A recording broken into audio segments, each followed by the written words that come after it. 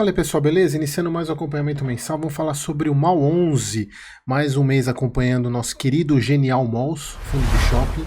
E se você assistiu o vídeo do mês passado, você vai lembrar, inclusive da própria Thumb, falando que ele dificilmente ele conseguiria manter o patamar que ele vinha pagando de dividendos com as reservas sendo consumidas e não deu outra. Esse mês ele teve que reduzir os dividendos. Agora eu acredito que ele deve ficar nessa linha, como vocês vão ver, porque está mais alinhado com o resultado operacional. Mas vamos lá, mais um mês aqui acompanhando o nosso querido MAL 11, relatório agora de maio de 24.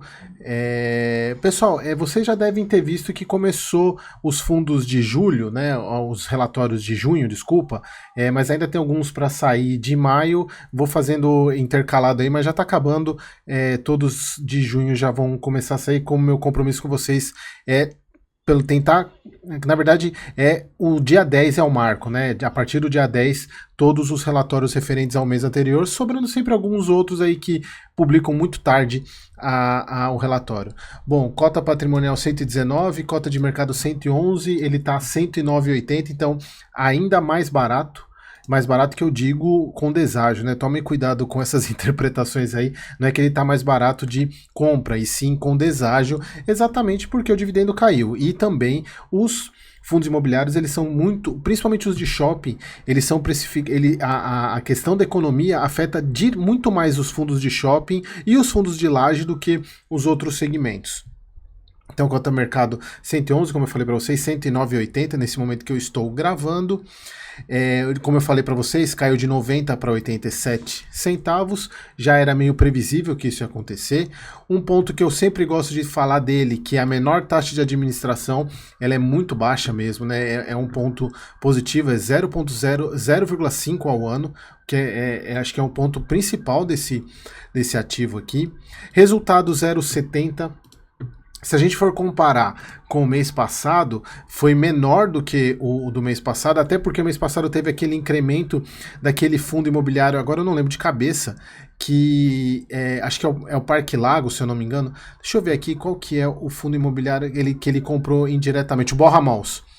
O Borra Malls, ele deixou de pagar e aí pagou o mês passado, por isso que ele foi maior o resultado no mês passado, então esse mês já alinhou. Por isso que eu tô falando, pessoal, o resultado, esse dividendo pago de 87 está muito mais alinhado com esse resultado aqui, mas mesmo assim, vejam, ele tem 0,15 de base acumulada, então eu acredito que ele deva reduzir ainda um pouco mais os dividendos para os próximos meses, até porque não dá conta, né, se ele for continuar reduzindo. Inclusive, a gente já vai ver daqui a pouco quando eu falo para vocês da questão de reserva, né, que eu até coloquei no vídeo do mês passado, a questão que eu já vi esse filme antes. Bom, parte de macro, vamos passar rápido aqui, porque a gente já está basicamente em julho.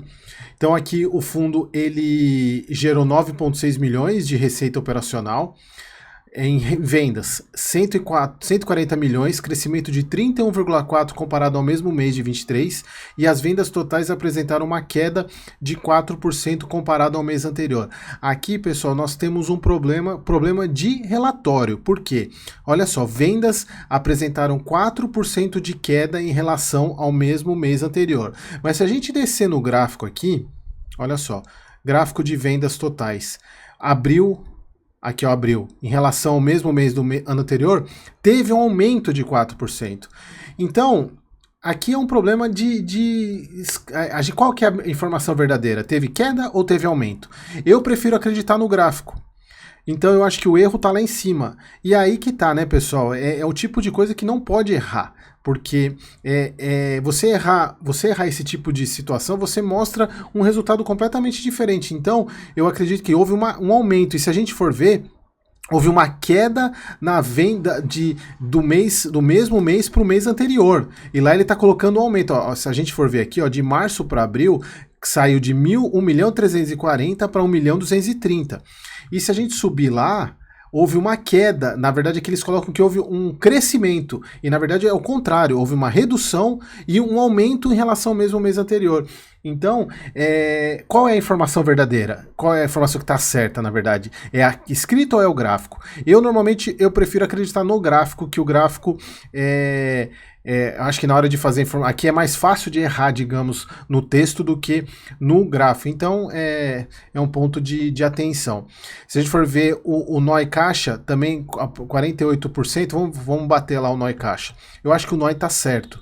A gente pega aqui o NOI, saiu de 80 para 85, então teve um aumento, e teve de março para abril teve um aumento de 80 para 85, e do mesmo mês de 23 para 24 teve um aumento grande aqui. Então aqui sim, aqui a gente teve um aumento de fato. Se a gente for pegar aqui, tá certo. Aqui, ó, o NOI Caixa, crescimento de 48% comparado ao mesmo mês de 23 e um crescimento de 17% quando comparado ao mesmo mês anterior. O fundo encerrou com uma vacância de cerca de 6%, o que para mim tá ok. Então aqui só esse ponto, né, pessoal? Vendas é o base do shopping, né? Embora NOI Caixa, acho que em termos de operação, NOI Caixa, mas em termos de crescimento de vendas é importante. E aí a gente acaba tendo esse tipo de informação defasada no relatório, e não é a única, tá? Vocês vão ver, tem mais uma daqui a pouco. O fundo gerou um resultado no mês de 74 e distribuiu 87, como a gente já viu.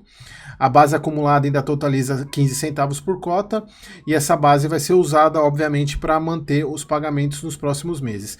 Aqui está o outro erro. Olha só, ele teve o resultado de 74 e distribuiu 87, não 74. Então, olha só, eles erraram aqui também. Foram copiar a informação e copiaram errado. Ele distribuiu 87, como a gente já viu aqui, né? Ele distribuiu 87 e gerou 74 aqui, ó. Resultado 74, rendimento 87. Mais um erro aqui para o nosso querido relatório gerencial do MOL 11, que demora tanto para... É um dos últimos relatórios a sair e ainda sai errado. Isso para mim é muito ruim na hora de você avaliar o shopping. Aqui a gente vê, obviamente, aqui é o resultado, né, que ele teve, aqui o dividendo, como a gente pode ver, e aqui é o que eu venho falando, né, aqui, ó, a reserva. E aí não tem jeito, né? Não tem jeito. E a gente viu isso acontecer no ano passado, né? Olha só, veio diminuindo, ele teve que reduzir para 80, aí fez a venda, aí aumentou e fez... Então, provavelmente, é isso que eu tô falando, eu acredito que esse dividendo ainda deva cair para uns 85 a 80 centavos, não se surpreendam se isso acontecer, tá? Liquidez super tranquilo, rentabilidade é o que a gente veio ele apertando aqui, né? Ele vinha bem e aí apertou junto com o CDI, obviamente por causa da questão do resultado e junto com a queda da taxa, da cotação. Aqui ele tem caixa tranquilo, 107 para manter os pagamentos, então isso aqui tá tranquilo, que a gente já viu, né?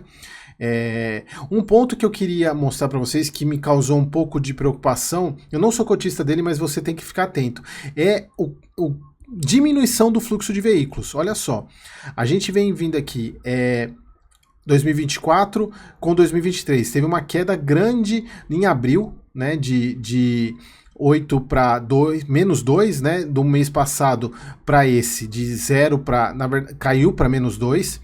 Mas o que é importante é vocês verem como vem caindo ano após ano, né? Olha só, importante isso, a gente vê essa queda do fluxo de veículos, embora a gente também, a gente tenha que fazer alguns alinhamentos, né? A gente tem que comparar a queda do número de veículos com vendas, porque aqui pode ser simplesmente as pessoas trocando o modo de transporte que vai no shopping. Obviamente que o Uber cresceu muito nos últimos anos, né? Mas aqui é um ponto bem interessante que a gente pode ver a discrepância entre 22 e 24 em termos de fluxo de veículos, né? Uma coisa bem grande, olha só, praticamente caiu de 70% para 2% em 2 anos. E a gente vê também crescimento de mesmas lojas, né? Esse aqui são pontos que a gente vê que, na verdade, assim, não é para causar preocupação ainda, mas eu vejo como um ponto de muita atenção. Obviamente que a gente sai de uma taxa Selic lá para 21, 22 de 2, 3%, subindo para 13,75% e agora voltando a cair. Então isso afeta demais. Por isso que eu falo para vocês que shopping ele é muito sensível à economia. Por isso que a gente tem que tomar muito cuidado e nos investimentos e prestar muita atenção que o cenário macro para shopping faz grande diferença. Beleza, pessoal? Então, mais um mês aí acompanhando o MOL 11. Dá uma dura aí se a gestão estiver assistindo. Poxa, faça um relatório direito, né? Não custa nada fazer uma revisão dos números que vocês colocam. Beleza, pessoal? Espero vocês no próximo vídeo.